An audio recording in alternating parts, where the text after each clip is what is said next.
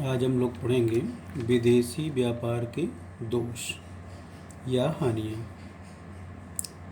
Class 12th है, subject BO, topic है foreign trade. Foreign trade हम लोग 2-3 दिन से पढ़ रहे हैं। कल हम लोग विदेशी व्यापार के महत्व या लाभ को पढ़े थे। आज विदेशी व्यापार के दोष या हानियाँ। विदेशी व्यापार के क्या दोष है, क्या कमियां हैं, क्या हानियां हैं। कुछ देशों के लिए तो यह दोष नहीं होता, लेकिन कुछ देश ऐसे हैं जो गरीब हैं, पिछड़े हैं, उनको बहुत हानि उठानी पड़ती है। तो कौन कौन सी हानियां हैं विदेशी व्यापार के, जिसका अध्ययन हम लोग आज करेंगे। तो विदेशी व्यापार की जो पहली हानि है, पहला दोष है, वो है प्राकृतिक साधनों का दुरुपयोग, मिसयूज ऑफ नेचुरल रिसोर्सेस। विदेशी व्यापार के परिणाम स्वरूप यदि प्राकृतिक साधन जैसे खनिज पदार्थ आदि अधिक मात्रा में निर्यात किए जाएं तो शीघ्र समाप्त हो जाते हैं। भारत में मैग्नीज और अभ्रक का उपयोग अभी तक विदेशों को निर्यात करने के लिए ही किया गया। यदि इनका उपयोग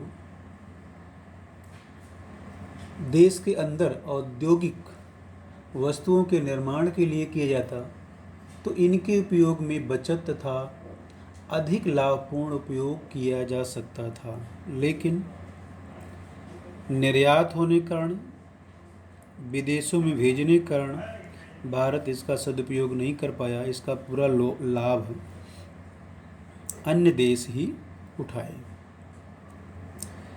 दूसरा है कृषि प्रधान देशों को हानि। विदेशी व्यापार से जो केवल कृषि प्रधान देश हैं, जहां उद्योग धंधे नहीं हैं, ऐसे देशों को काफ़ी हानि होती है। Loss to agriculture based countries.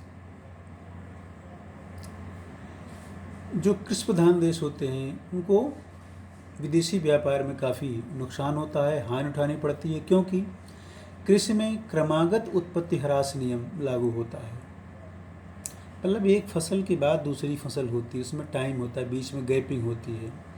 मौसम साथ दिया कि नहीं दिया, कृषि उत्पादन ठीक से हो पाया कि नहीं हो पाया, उन्नतशील बीज हैं कि नहीं हैं, तथा जो उद्योग प्रधान देश होते हैं वो इसका लाभ उठाते हैं, क्योंकि उद्योगों में क्रमागत उत्पत्ति वृद्धि नियम लागू होता है।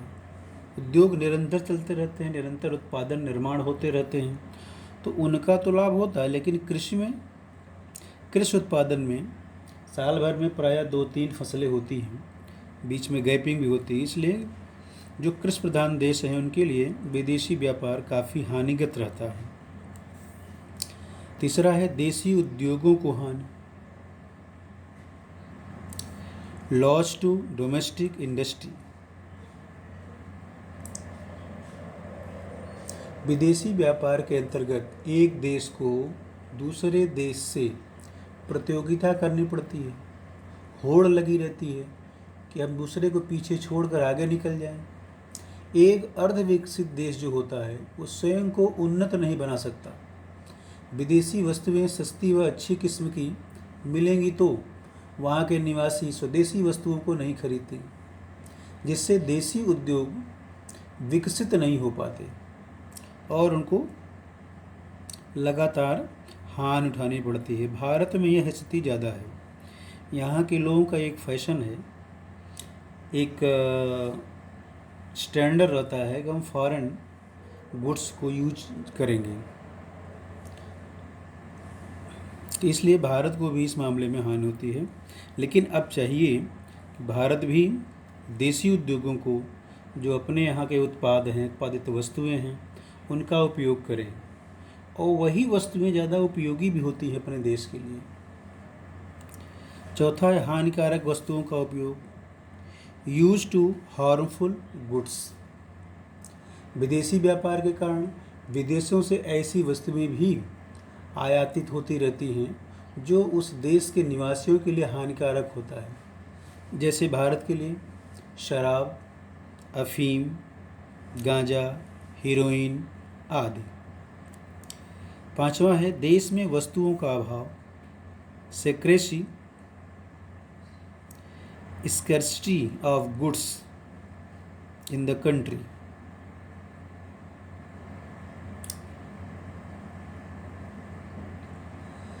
अधिक लाभ कमाने के लालच में कभी कभी व्यापारीगण देश के आंतरिक मांग को पूरा करने के लिए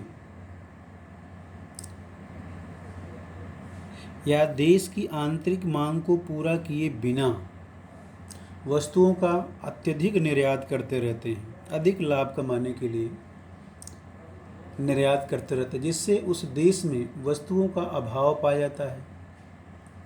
जो अपने यहाँ के देसी उपभोक्ता होते हैं इन वस्तुओं के प्रयोग से वंचित रहते हैं या अधिक मूल्य देकर उस वस्तुओं को प्राप्त करते हैं। इसके कारण देश में उत्पादित अपने वस्तुओं का अभाव पाया जाता है। भारत में जैसे मसाले, चाय, मेवा, ये सब जो उन्नतिशील होते हैं, उन्नत किस्म के होते हैं, वो सब निर्यात किए जाते हैं। भारत देश के लिए, स्वयं अपने देश के लिए लोगों को नहीं मिल पाता अच्छी किस्म का। नेक्स्ट है युद्ध काल में कठिनाई, डिफिकल्टीज इन वॉर पीरियड। यदि विश्व के कुछ देश एक दूसरे से युद्ध कर रहे हैं, विश्व के कुछ देश कुछ वस्तुओं के लिए एक दूसरे पर ही निर्भर रहते हैं, तो ऐसी परिस्थिति में या युद्ध काल के समय अगर आपसी संबंध बिगड़ गए तो बड़ी कठिनाइयों का सामना करना पड़ता है, क्योंकि तब दूसरे देशों की वस्तुओं का आयात बंद हो जाता है और उनकी आवश्यकताओं और मांग की पूर्ति नहीं हो पाती। नेक्स्ट है राशि पतन की आशंका, फियर टू डंपिंग। कभी कभी जो विकसित देश अविकसित देशों में अपनी निर्मित वस्तुओं को लागत से भी कम मूल्य पर बेचते हैं, इसे कहते हैं राशि पतन, डंपिंग। लागत से कम मूल्य पर वस्तु का विक्रय करना ही डंपिंग कहलाता है, जिससे हमारी वस्तु ज़्यादा बिके, ज़्यादा डिमांड हो, हम मार्केट पर कब्जा कर लें। चाइना वगैरह, अमेरिका वगैरह, दक्षिण कोरिया वगैरह की यही रणनीति रहती है कि जो विकासशील देश हैं, अविकसित देश हैं, उन पर सस्ती वस्तुओं का निर्यात करो और ग्राहकों को अपने कब्जे में करो। ऐसी स्थिति में अविकसित देशों के उद्योग समाप्त हो जाते हैं। बाद में विकसित देश फिर ऊंचे मूल्यों पर वस्तुओं को बेचने लगते हैं, जिससे अविकसित देशों को बहुत हानि उठानी पड़ती है। नेक्स्ट है राजनीतिक परतंत्रता, पॉलिटिकल स्लेवरी।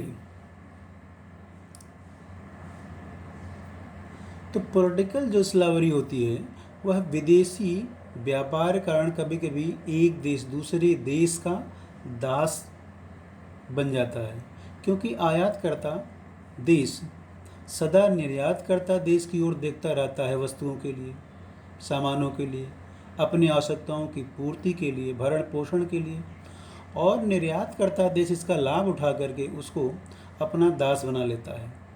उदाहरण के लिए 1600 ईस्वी में भारत में ईस्ट इंडिया कंपनी आई और भारतवर्ष पर अपना आधिपत्य जमा लिया। तो इस प्रकार से राजनीतिक परतंत्रता भी विदेशी व्यापार का कभी कभी एक उद्देश्य बन जाता है, जिससे विदेशी व्यापार को बहुत हानि उठानी पड़ती है।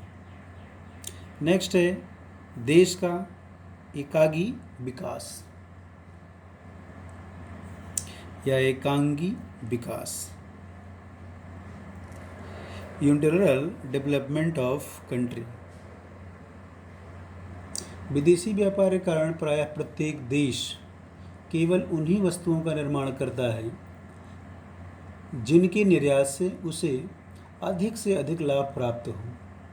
जिसमें लाभ नहीं प्राप्त होता या बहुत कम लाभ प्राप्त होता है, ऐसी वस्तुओं का वो निर्माण नहीं करता और न ही निर्यात करता है। इसलिए देश में विभिन्न उद्योगों का विकास न होकर केवल एक या दो उद्योगों का ही विकास हो पाता है। नेक्स्ट है अंतर्राष्ट्रीय संघर्ष, इंटरनेशनल स्ट्रगल। विदेशी व्यापार विभिन्न देशों के बीच प्रतियोगिता को भी जन्म देता है, एक दूसरे को पीछे छोड़कर आगे बढ़ने का भी प्रवृत्ति पैदा करता है। इसलिए विदेशी बाजारों माल बेचने के लालच से कुछ देश अवांछनीय नीतियां अपनाने लगते हैं, जिससे उनके आपस में द्वेष, ईर्ष्या, वैमनस्य, पक्षपात आदि का जन्म होता है। परिणाम स्वरूप संसार के देशों में आपस में झगड़ा बढ़ने की संभावना रहती है, युद्ध की भी संभावना रहती है। नेक्स्ट है निर्भरता का जोखिम, रिस्क ऑफ डिपेंडेंस।